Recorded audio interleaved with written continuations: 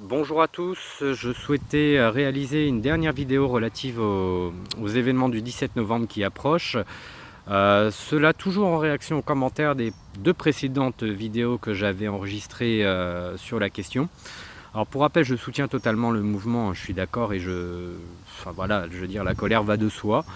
Je me félicite que de plus en plus on jette la focale dans les revendications sur la destitution de Macron, beaucoup plus que sur la question des taxes. Je précise encore une fois que je suis au RSA, donc je suis pauvre, hein, très clairement. Et je sais ce que c'est qu'être pauvre, c'est-à-dire que je ne suis même pas dans la classe moyenne, je ne suis même pas smicard, je sais ce que c'est que d'être pauvre, de ne pas manger à sa faim, d'avoir froid parce qu'on n'a pas un habitat digne. Je sais tout ça, donc forcément tout ce qui est coût de la vie, les taxes, etc., je comprends que ça énerve les gens. Pour autant, c'est pas mon problème.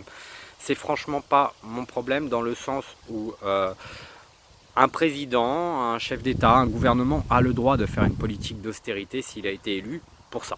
Et clairement, Macron, je ne vais pas dire qu'il nous avait vendu l'austérité, il nous avait fait un plan marketing pour ne rien dire. Mais on savait qu'il était dans la même lignée que Sarkozy et Hollande, que c'est un traître, un félon et quelqu'un qui avait l'intention de dépecer la nation encore et toujours au profit d'intérêts prédateurs. Donc normal qu'il y ait une politique d'austérité. Et ça, je m'en fous. Je m'en fous parce que c'est pas des crimes. La Constitution n'est pas violée, il n'y a personne qui est mort à cause de ça, il a pas... Enfin voilà, c'est pas important. Par contre, il a violé la Constitution et il a violé des grandes lois internationales. Il a financé le terrorisme sous Hollande. Rappelez-vous, Hollande disait nous avons armé les rebelles. Oui, mais qui était son ministre des Finances à ce moment-là? Qui a autorisé l'ouverture des crédits au nom du peuple français pour aller financer le terrorisme en Syrie qu'on a retrouvé en France derrière? Macron était derrière, il a des responsabilités. Il a aussi fait ce qu'on appelle en droit international, en tout cas du point de vue de l'article 8 des statuts de la Cour pénale internationale, il a fait un crime d'agression puisqu'il a envoyé des missiles sur l'État souverain de Syrie qui ne nous a rien fait, qui ne nous a jamais agressé, en dehors de toute résolution de l'ONU. Ça, c'est un crime de droit international et s'il était jugé par le TPI ou même en France, hein, dans une cour pénale, il prendrait très très très très cher parce que c'est interdit, c'est illégal de bombarder des pays. C'est vraiment illégal, c'est un crime, un vrai crime avec des gens qui meurent. Et je sais pas, ça ne révolte pas les Français, des gens qui meurent avec nos impôts. Ça ne révolte personne. Et enfin, il s'est rendu coupable de crimes de haute trahison en cédant Alstom Energy aux Américains.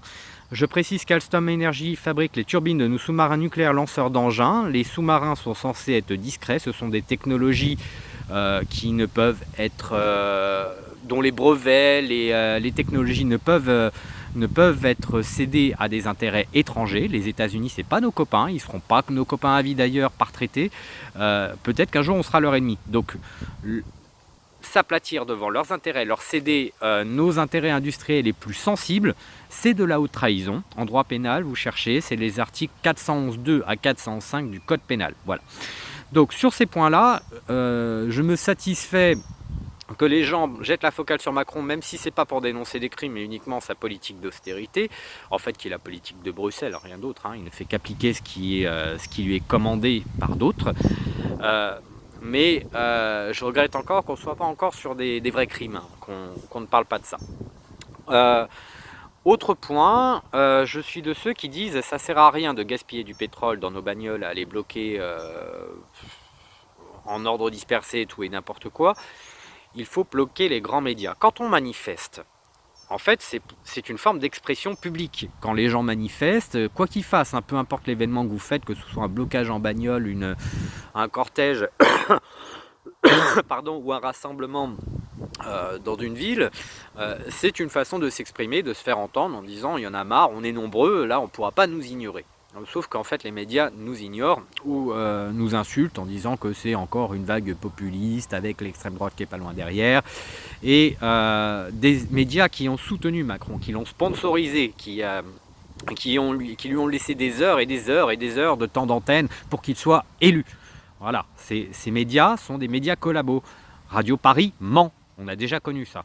Donc il faut assiéger les médias, parce que les journalistes, il faut leur faire peur. Les journalistes, pour l'essentiel d'entre eux, sont des gogos, des bobos gauchistes, hein, qui soutiennent complètement le démantèlement de la France. Ils haïssent la France, ils ne supportent pas l'ordre bourgeois, hein. Les bourgeois en général n'aiment pas la France. Il faut le comprendre. Les bourgeois sont élevés dans une culture populaire, médiatique, dans l'éducation nationale et familiale, dans la haine de la France. Alors bien sûr, il y a des gens qui ont un niveau de vie un peu élevé qui ne sont pas forcément dans la haine de la France, heureusement. Mais il faut voir que l'électorat de Macron et le microcosme parisien, médiatique, etc., ce sont des bourgeois qui ont la haine de la France, qui ne supportent pas notre peuple. Et ces gens-là ne sont jamais inquiétés. Alors pourquoi assiéger je sais pas, des coins qui n'ont pas tellement de pertinence stratégique, qui ne vont pas permettre de communiquer massivement, quand on peut assiéger les médias, faire peur aux journalistes, rester devant les grands médias, devant la maison de la radio qui est le groupe Radio France. Le groupe Radio France est un groupe public, France Télévisions c'est un groupe public, Public Sénat c'est un groupe public, l'AFP c'est public, ça nous appartient. On est tout à fait légitime et en droit de dire nous on veut du temps d'antenne pour expliquer aux Français ce qu'on a à dire, pour les appeler à faire grève générale, pour les appeler à se mobiliser encore plus et pour expliquer les crimes d'Emmanuel Macron et pourquoi le Parlement devrait faire saisine de l'article 68 de la Constitution pour le destituer parce que ce type est un criminel. Il faut saisir les médias, il faut les troller, il faut les envahir, il faut les squatter. Alors ça c'est ce que j'ai expliqué dans mes 2 précédentes vidéos, je suis désolé j'ai perdu un peu de temps à le réexpliquer.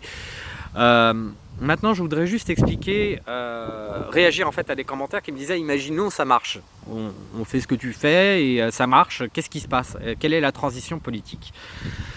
Alors je ne vais pas tout aborder ici, je vais dégrossir ce que je vais expliquer notamment à Montpellier le 17 novembre, puisque depuis quelques mois il était prévu que je tienne une conférence avec Régis Chamagne à la brasserie Le Dôme à 17 h à Montpellier le 17 novembre. Donc comme ça vous êtes informés, c'est 2 avenue Georges Clemenceau pour ceux qui veulent venir.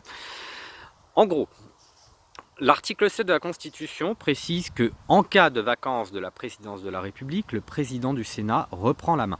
Donc actuellement Gérard Larcher. Si on laisse faire la Constitution, il y a une continuité parce que la place du le mandat de président de la République ne peut pas être vacant pour des raisons simples, c'est que nous avons une dissuasion nucléaire, nous avons des institutions à faire tourner, nous avons des intérêts fondamentaux qui font que si jamais il se passe une catastrophe, un pays nous déclare la guerre, peu importe, enfin quelque chose de brutal, il faut qu'il y ait quelqu'un qui réagisse avec les leviers constitutionnels qui lui permettent de faire ça. Voilà pourquoi on a un chef d'État et que tous les pays ont un chef d'État.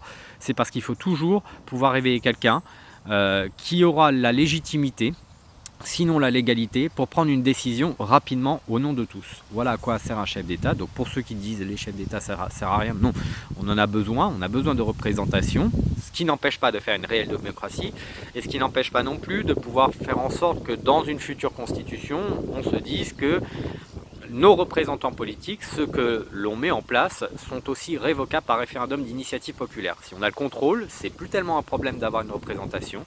Notre problème, c'est qu'on n'a pas de contrôle aujourd'hui de notre représentation. Donc, la Constitution prévoit qu'en cas de vacance de la présidence de la République, ce soit le président du Sénat qui reprenne la main.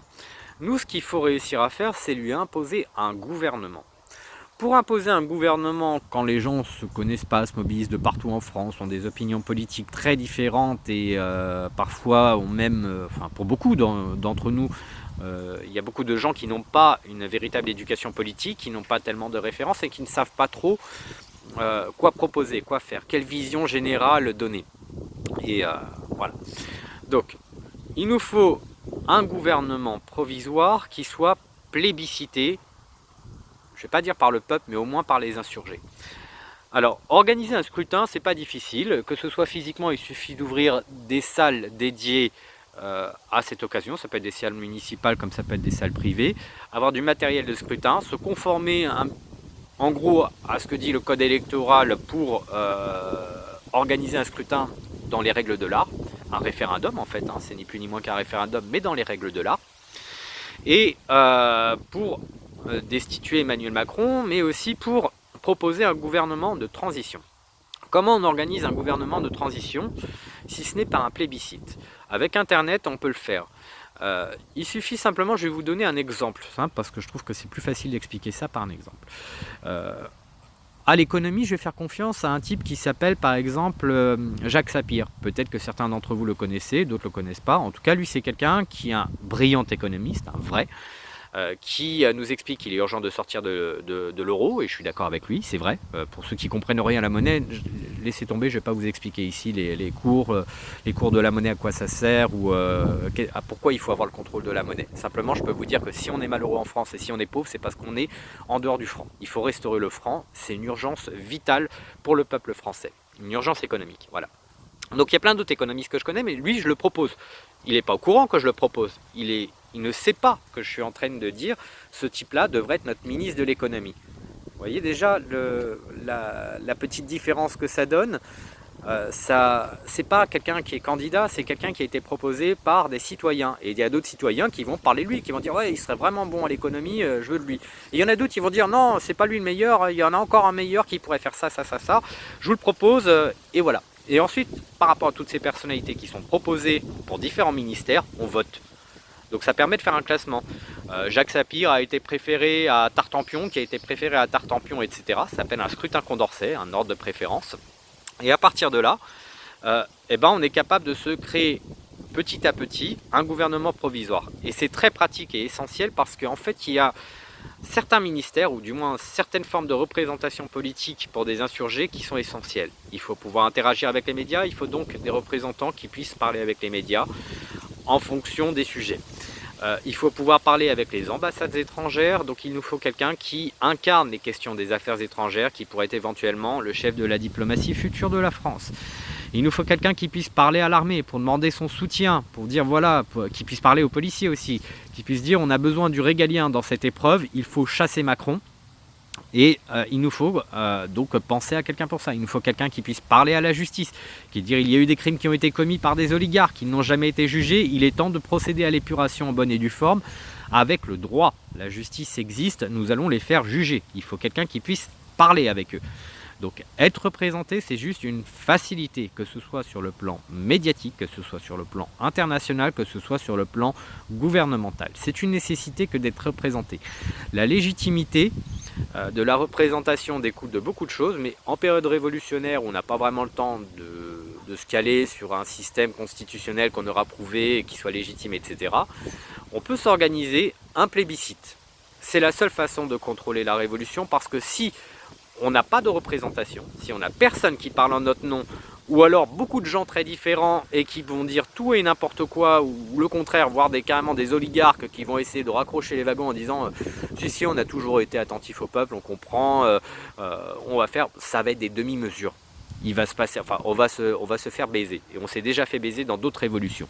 Il faut absolument garder le contrôle de la révolution par des gens qui sont approuvés par l'essentiel des insurgés, qui ont un mandat clair dans ce qu'ils doivent expliquer, et qui, sur la question gouvernementale, si on a viré Macron, en fait, Gérard Larcher est bien catapulté président, il n'y a pas de souci, on le laisse faire, mais on dit on t'impose un gouvernement de transition le temps que des élections présidentielles soient organisées.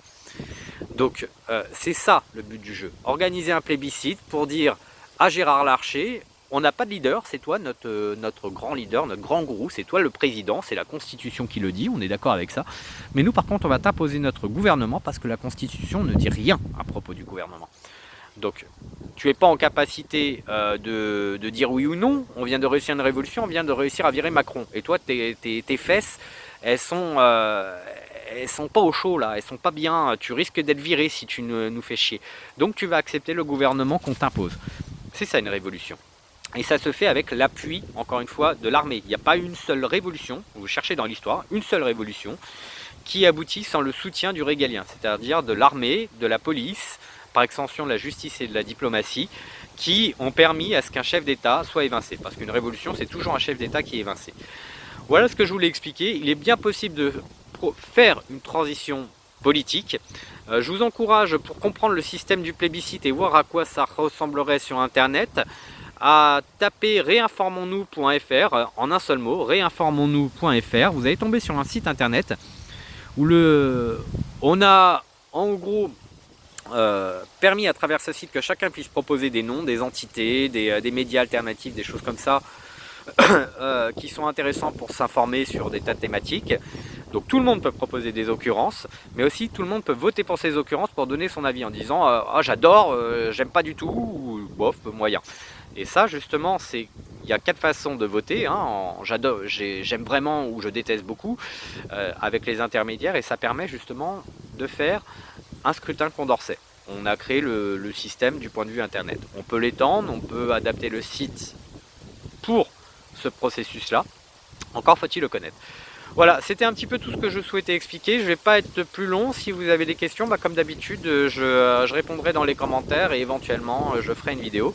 Sinon, je vous encourage à venir, pour ceux qui sont proches de Montpellier, le 17 novembre à 17 h au bar Le Dôme, à la brasserie Le Dôme, où j'aurai l'occasion de revenir un peu plus longuement sur ces questions. Allez, au plaisir!